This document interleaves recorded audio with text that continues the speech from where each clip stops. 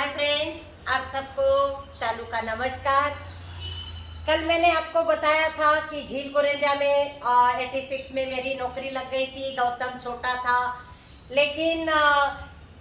था लेकिन रेणुका घर में थी और वो उसकी थोड़ी देखभाल भी करने लगी थी। तो उसके बाद थोड़ी शरारत थी घर में। बच्चों के साथ थोड़ा सा उसको एडजस्ट होने में टाइम लग गया था, लड़ाई झगड़ा होता था। तो ऐसे ही दिन बीत रहे थे और मेरा जो स्कूल था इतनी दूर, 20 किलोमीटर दूर आना जाना, और घर का जो प्रेशर था, बहुत ज़्यादा काम का प्रेशर था। घर में 18 लोग ऑलरेडी थे, लेकिन मुरगुड़ जी की जो आदत थी, उन्होंने फिर अपना एक बड़े भाई साहब के पोते को ले आए। संजय नाम था, उसको हमने हर्षवर्धन नाम रखा था। हमारे बच्चों के एज का ही था वो। तो हमारे बच्चों के साथ ही स्कूल आना जाना। और भी कोई एक सुभाष था, उसको फोटोग्राफी के लिए ले आए। एक अप्या था, वो भी कुछ स्टूडियो में काम करने के लिए ले आए। तो ऐसे बहुत सारे लोगों का, मतलब 18 प्लस प्लस प्लस करते करते कभी 24 कभी 25 लोग घर में हो गए थे। तो जहाँ मर्जी सोना, लेकिन खाने पीने की बहुत दिक्कत होती थी। खाने पीने में बहुत सारा खाना बनाना पड़ता था। सुबह 7 बजे का स्कूल था, भाग दौड़ बहुत बड़ी ज़्यादा होती थी लाइफ में। लेकिन वहाँ जो घर से मैं जो थक के जाती थी, मुझे कंघी करने का भी टाइम नहीं मिलता था। मतलब मैं फटाफट फटाफट भाग जाती थी, कभी कभी बस में ही कंघी करके मैं निकल जाती थी। और इतना दूर स्कूल था, वहाँ जाने के बाद एकदम से मूड चेंज हो जाता था, क्योंकि वहाँ मुझे एक झील कुरेंजा स्कूल में, लड़कियों का स्कूल था, वहाँ मुझे एक ऐसा परिवार जैसा माहौल मिल गया, जिससे मैं अपना घर की सारी थकान मेरी दूर हो जाती थी। और बच्चों के साथ मैडम मैडम करके बच्चे आते थे, मैडम गुड मॉर्निंग, तो ये सब, मैडम नमस्ते, मैडम आप कैसे हैं। तो ये जो छोटी छोटी चीज़ें हैं, ये सबके नसीब में नहीं होता है। और जो बच्चे भाग भाग के आते थे और मुझे गुड मॉर्निंग करते थे, तो मुझे बहुत बहुत दिल से अच्छा लगता था। दिल से अच्छा लगता था कि मैं कहाँ से कहाँ पहुँच गई, और एक शालू छोटे से गांव से आई थी और वो आज मैडम बन गई। तो बहुत ही अच्छा लगता था।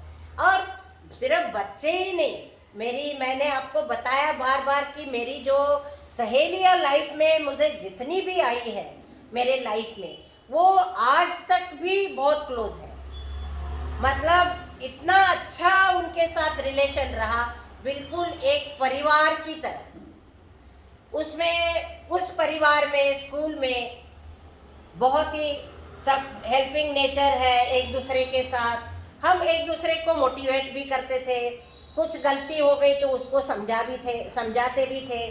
और घर से कुछ परेशानी होती थी तो वो कभी कभी ऐसे ही इमोशनली हम सब लोग एक दूसरे के साथ शेयर भी करते थे। तो बहुत सारा, मतलब जो बात हम किसी के आगे नहीं बोल सकते, वो हम अपने फ्रेंड्स के साथ शेयर करते हैं। और वहाँ कितना अच्छा सॉल्यूशन मिलता था, उसका मूड चेंज कर देते थे। तो उसमें कौन कौन था? एक अनुजा मैडम थी, वो मेरे से थोड़े 1-2 साल बाद ही आ गई थी। अनुजा बहुत छोटी, 22 साल की होगी, 21-22 साल की होगी। और बहुत ही सिंपल, बहुत ही अच्छा, बहुत ही हेल्पिंग। और मैं उसको बहुत ही भोली सी, बहुत उसका मैं कितनी तारीफ करूं उतनी कम है। वो अनुजा जो मुझे 1991 में मिली थी, वो मेरे साथ आज भी क्लोज है, और उतनी नहीं, उससे भी ज़्यादा क्लोज है।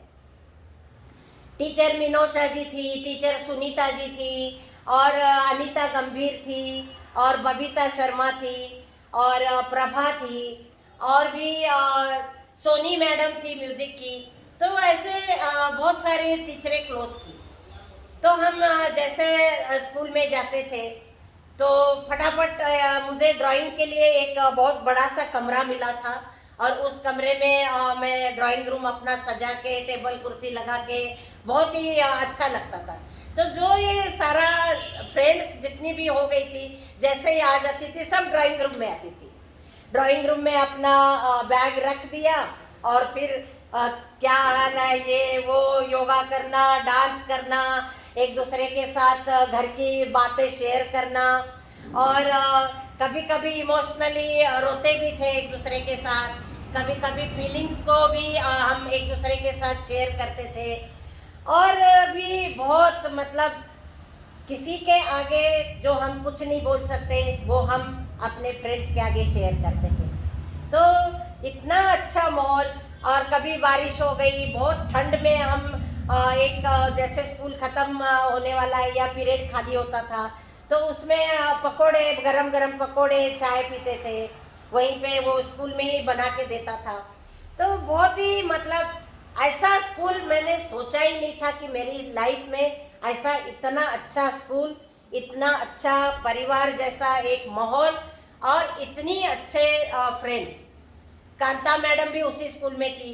कांता मेरी बहुत क्लोज, वो आर के पुरम और मैं साउथ एक्स। तो मैं किदवई नगर आती थी, कांता सरोजिनी नगर से आती थी, और सरोजिनी नगर से फिर हम दोनों वहाँ तक सारी बातें करते करते चले जाते थे।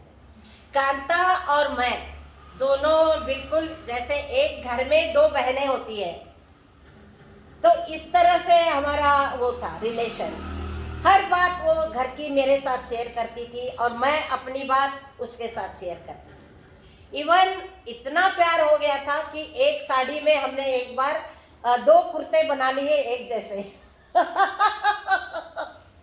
और इतना अच्छा लगा। उसके पापा अमृतसर में रहते थे, तो 2 एक जैसे कुर्ते बना के वो ले आई, एक वो और एक मैं, दोनों एक साथ पहन के जाते थे। जैसे बस में हम जाते थे तो कभी कभी 310 बस में हम पार्लियामेंट के आगे उतर जाते थे, और वहाँ एक जूस वाला था, तो वो हम दोनों को देख के, मैडम 2 ग्लास कभी कभी हम नहीं भी लेना था तो भी कहता है मैडम 2 ग्लास। तो देखिए फ्रेंडशिप कितनी अच्छी होती है। तो बहुत ही मज़े किए और बहुत ही एडजस्टमेंट अच्छी हो गई, और स्कूल में बहुत दिल लगने लगा। ऐसा लगता था कि कब मैं घर का काम पूरा करके जल्दी से स्कूल पहुंच जाऊं। तो कल फिर मैं आपको फिर बताऊंगी स्कूल में और क्या क्या हुआ, घर के हालात कैसे सुधर गए, और विचारों में भी काफ़ी चेंजेस कैसे आ गई, वो सब मैं आपको कल बताऊंगी। तब तक के लिए नमस्कार, धन्यवाद। आप ऐसे ही मेरा दादी माँ का बचपन देखते रहिए और ज़रूर लाइक करिए, क्योंकि आपके हौसले से ही मेरी कहानी आगे आगे बढ़ती जा रही है। और आप ज़रूर हौसला देते रहिए, और मैं अपनी कहानी और भी अच्छी अच्छी कहानी है आपको सुनाती रहूँगी। धन्यवाद।